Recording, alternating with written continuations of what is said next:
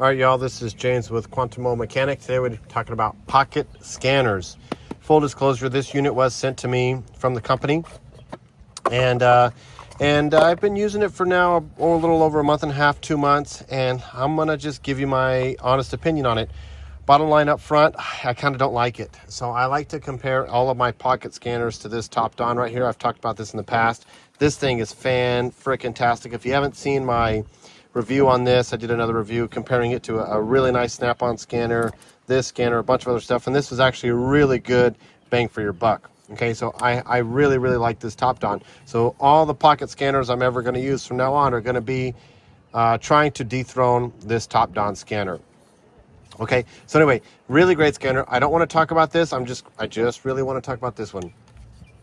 Now, the things that I like about it and things that I don't like about it. So I like this is an LED colored light. So when you plug it in, you know if you have good communication or not. So that's a really nice indication. This also has a very loud beep on it. So as you're doing things within the app, you can kind of hear and you can kind of functionally tell what's going on just based off of the audio like beeps that it gives. But other than that, that's kind of where the pros for me anyway stop. Yes, this has bidirectional control. Yes, this has oil life reset, and you can turn in your rear brake rotors, which is probably the top two things that most people are going to use these for. And it does a lot of stuff. My problem with it is that it does it so slow. So I thought maybe the first couple times I used this, I thought maybe it was possible that it was an internet connectivity issue, but then I tried doing it at home with full Wi-Fi and everything, and it still is slow. So I don't know what it is. I think it's the communication between here and the phone. Maybe I have an Apple. Maybe if you had a different phone, it would work better. I don't know. But yeah, that's my problem. So the issue with this is that it doesn't make for very precise diagnostics. As a professional mechanic, I won't be able to really tell what's going on if the refresh rate of this to give me my live data is so slow.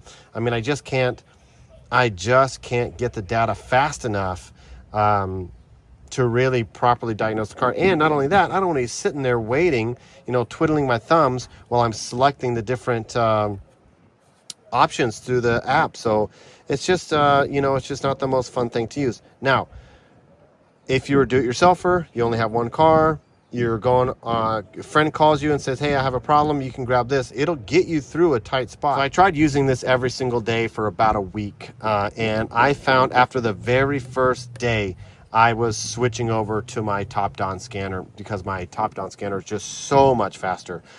This thing, like I said, it's good. For me as a professional mechanic, it's just a little bit too slow. The price on this, I'll get the price for you guys in the description down below with a link to it as well. And my thoughts on this are, I think for the price, there are better units. I mean, this is comparable in price to this right here, and the Top Don one, in my opinion, works better. So take that for what it's worth. Now, if this was on sale, if you had if you got a really good deal on it or something like that, which there will be a discount code in the link below, so you guys can check that out. But like I said, for me, it's just not fast enough. This is definitely geared toward the do-it-yourselfer who kind of knows what they're doing. Because this does have bidirectional control, you're going to be able to do a lot of stuff with it, and that can be dangerous. So you have to be careful, and you have to really know what you're doing. But for things, like I said, resetting oil light, brakes, rear brake pads, brake bleeding, stuff like that, you can do crankshaft position relearns. You can do all kinds of stuff, of the common stuff with this, no problem. But like I said, it's just a little bit too slow for me. So that's my thought on it. I do like this case a lot. As a matter of fact, what I started doing with this when I decided that I wasn't going to use it anymore is to put my Top Don in there because it fits perfectly. They're comparable in size. So that's that. So yeah, that's my thought on this, guys. And to the company that sent this to me, if this wasn't a favorable review, I'm sorry.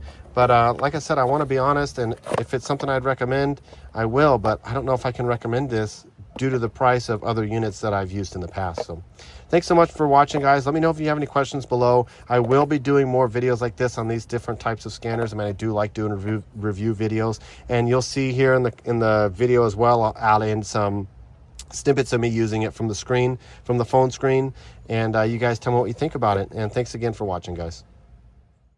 So from here on, this is double speed because it was just so slow I couldn't get it to be single speed.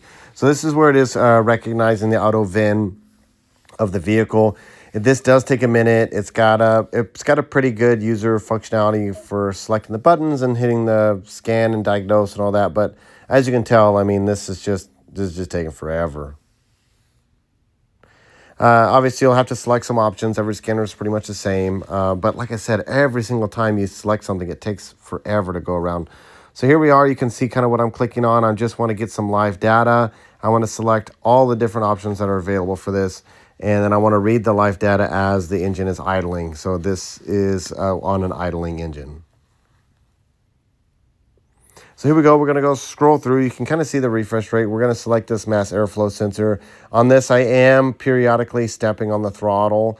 And I can tell you it's basically me stepping on the throttle and then the idle coming back down to normal. And then the system responds. So it's not very, very responsive in that aspect.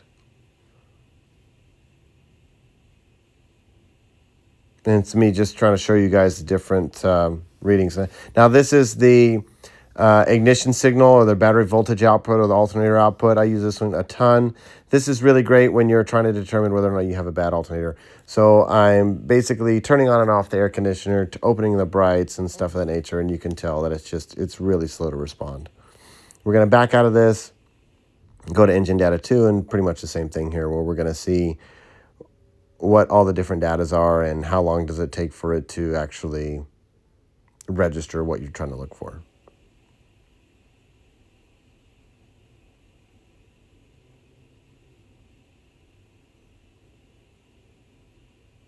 And then here we go. We put it through the different gear mode selectors.